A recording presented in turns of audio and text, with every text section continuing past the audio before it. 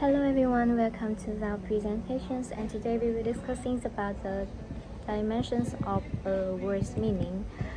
And let me introduce myself first. My name is Ngô Ngọc Linh and I am in charge to present about the denotations and reference.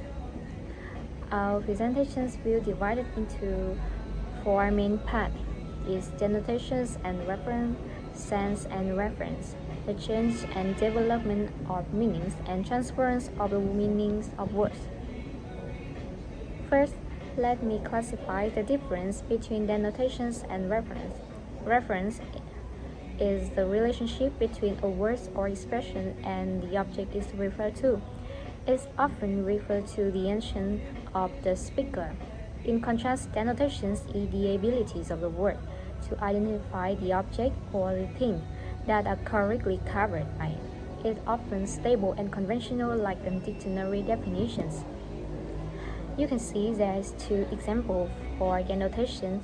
The word ship denotes a large boat, and the word lake is denote a part of water which are covered by land. In reference, I have two sentences. That ship is a museum, and I love that dog. It's different from the general denotations of sheep and dog. One easy way to understand is Peter house is another reference for the house belong to the Peter. So what is generic and specific? Generic is independence of the context and specific is dependence from the context. In the sentence, car is cooling now.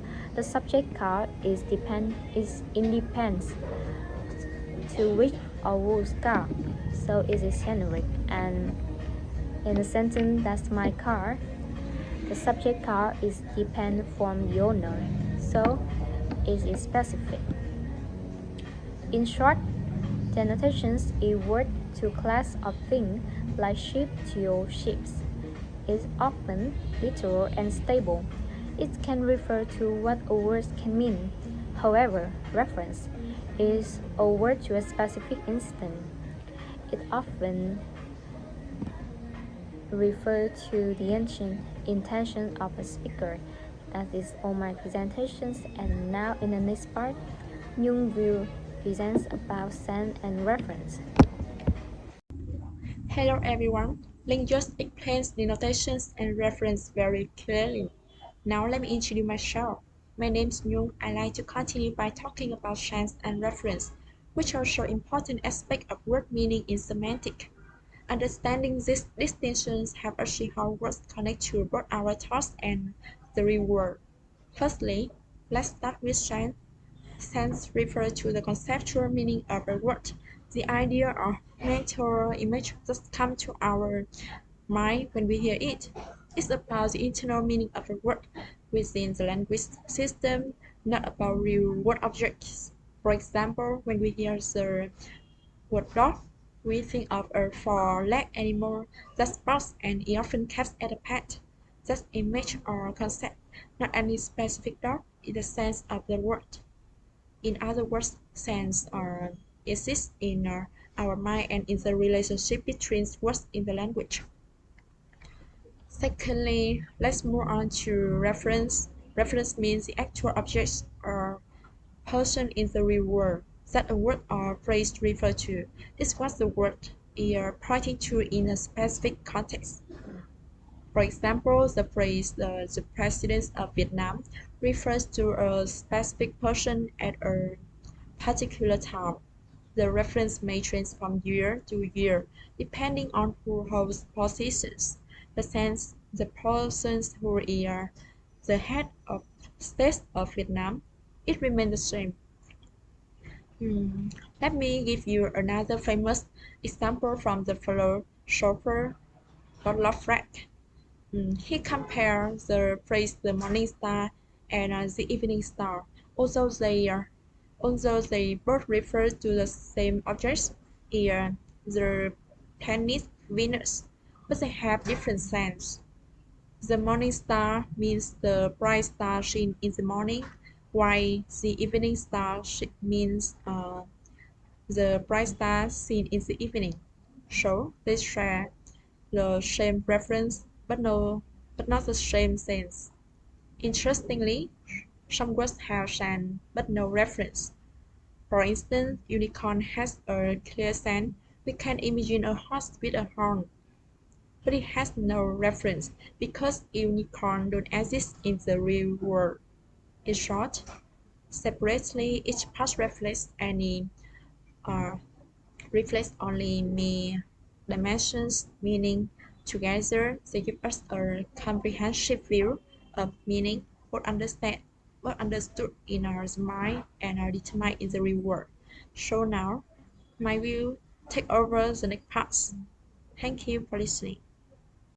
Everyone, my name is Ngọc Mai. I'm from Group 1 and today I will be talking about the change and the development of meaning.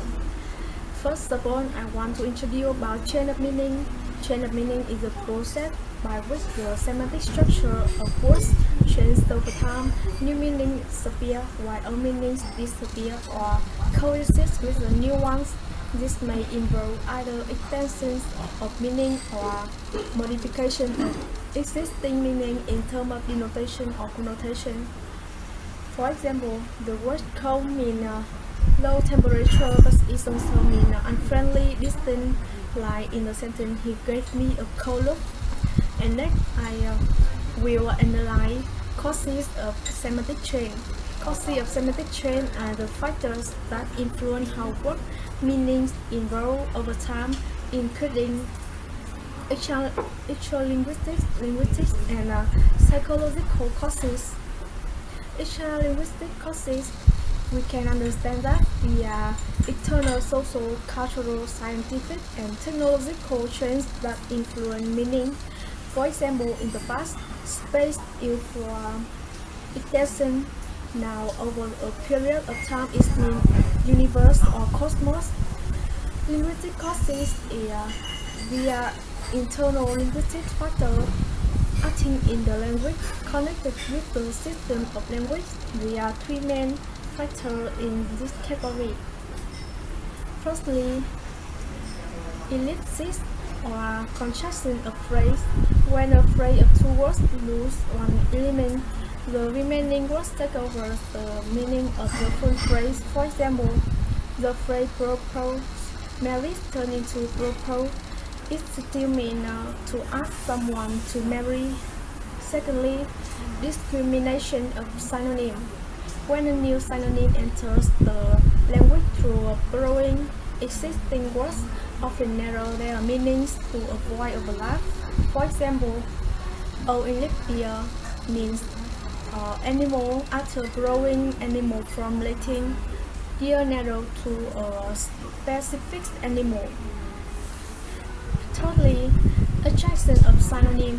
When one word in a set of synonyms develop a new meaning, other synonyms tend to acquire the same meaning.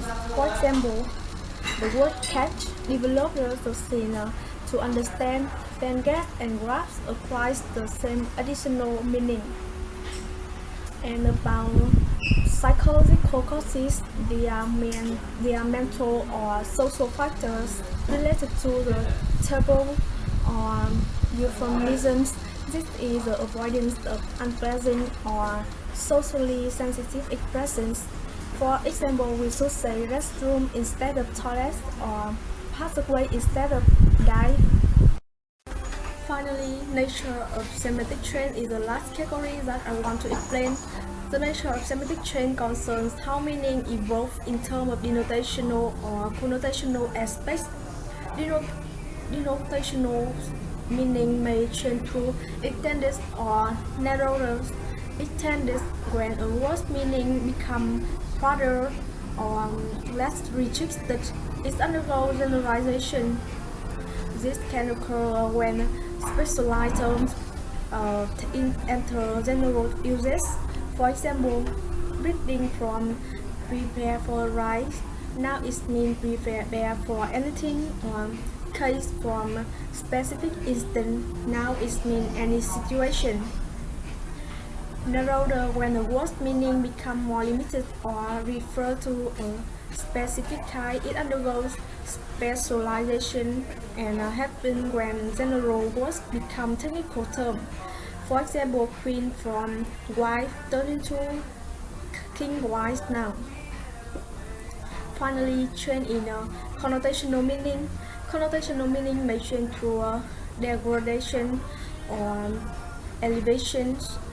Degradation occurs when a word meaning becomes more negative or socialized values often reflect class or social attitude.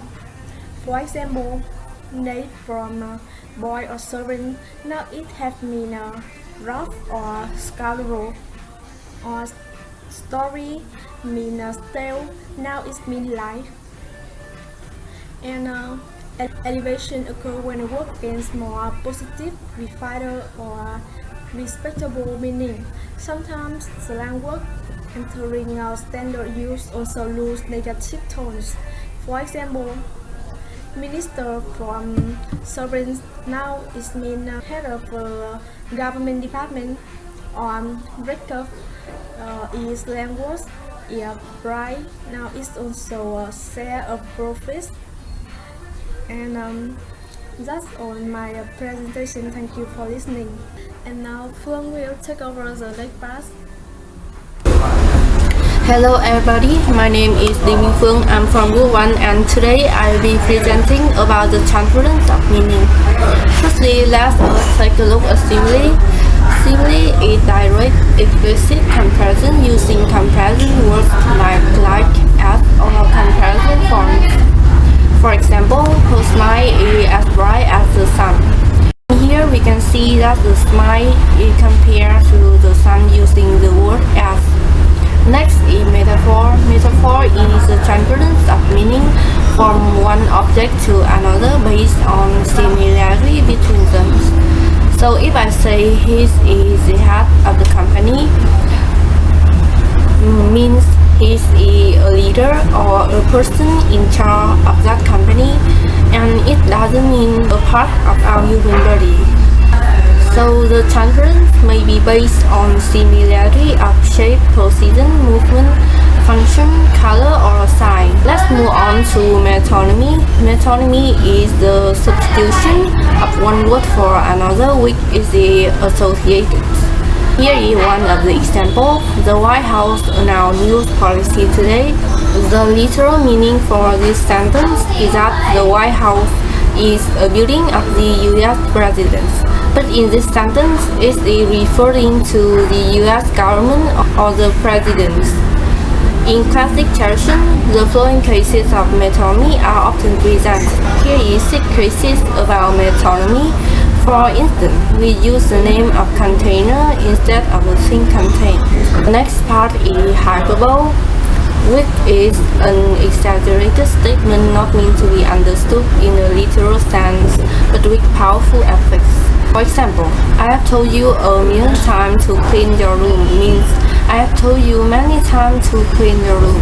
The next part is about little, which is an understatement expressing something in the affirmative by the negative or the contrary. So if I say he is not a bad singer, it means he is a good singer. Likewise, is not impossible means it is possible. And she is not unhappy means she is happy. Moving on to the next part about irony. Irony expresses meaning by words of the opposite sense. Take note that intonation plays an essential role in getting the message across. Let's look at my example here. Watching it rain, he starts lovely day for a picnic. So we can see that rain is not a lovely day for a picnic. So this contrary expresses the frustration about the bad weather. And lastly, euphemisms. Euphemisms is the use of a mild expression for something unpleasant. So if I say he passed away last night, it means he died last night. To sum up, the notation and reference show the link between words and things, while sense and reference explain how words relate to each other. Meaning also changes and develop over time, and through transference, words can take on new creative uses like metaphor or metonymy. That brings me to the end of my presentation. Thank you for listening.